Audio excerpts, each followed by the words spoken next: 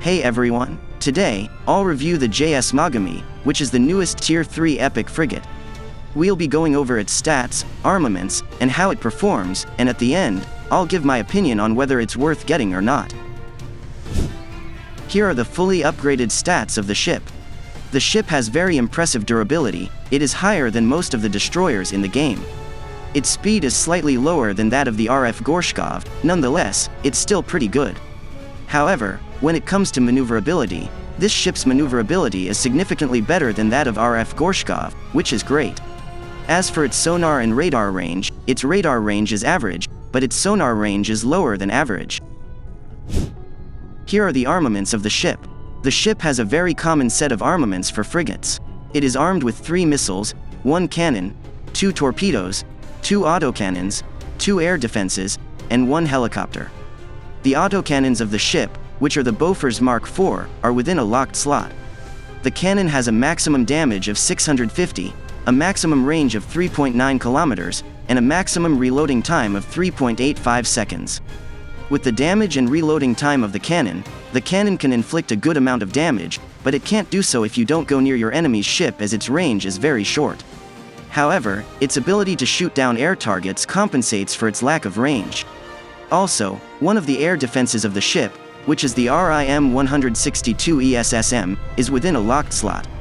The air defense has a maximum damage of 650, a maximum range of 3.9 kilometers, and a maximum reloading time of 2.80 seconds. This anti-air missile doesn't perform very well like that anti-air missile equipped on RF Gorshkov, but it's good enough to get its job done. Judging by the armaments of the ship, its firepower isn't the best. It's much weaker when compared to the firepower of the most used Tier 3 ships in the game, but that's usually the case when it comes to frigates. If we compare its firepower to that of its fellow Tier 3 frigates, it's actually pretty decent. The firepower of this ship is very similar to that of RF Gorshkov as they carry almost the same weapons, but the firepower of this ship is slightly better, because the ship is equipped with an autocannon, while the Russian frigate isn't. However, it may not do a lot in battle due to its very short range, so you may not often be able to use the exact firepower of the ship.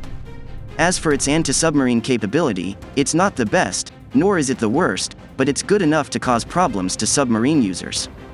Due to its weak firepower, it's best to use this ship as a support ship for the team. Most of the ships in the game will be able to overwhelm this ship very easily with their significantly better firepower. However, if you're forced to fight alone, you should attack at long ranges to make it difficult for ships to attack you, which is usually the way how ships with weak firepower win battles. As for its survivability, it's quite good since it has durability, speed, and maneuverability that is better than some of the Tier 3 destroyers in the game. Its air defense might look very weak, but it's actually quite good, thanks to its locked air defense and its autocannon. The problem with it is that they can easily be overwhelmed as they can only take a few targets at a time. When it goes beyond the maximum number of targets it can handle, it will start to lose its effectiveness, especially if the autocannon is also busy shooting at ships, and that's one of the more reasons why you should use this ship as a support ship only. Here is a summary of the strengths and weaknesses of the ship.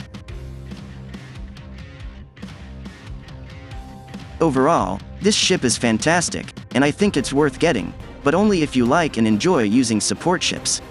If you're the type of player who enjoys being on the front lines taking and dealing massive amounts of damage, this ship is not for you as this ship is not made for that type of role. Most of the ships you'll encounter in the battle will be able to overpower this ship very easily, and you'll definitely not enjoy using it.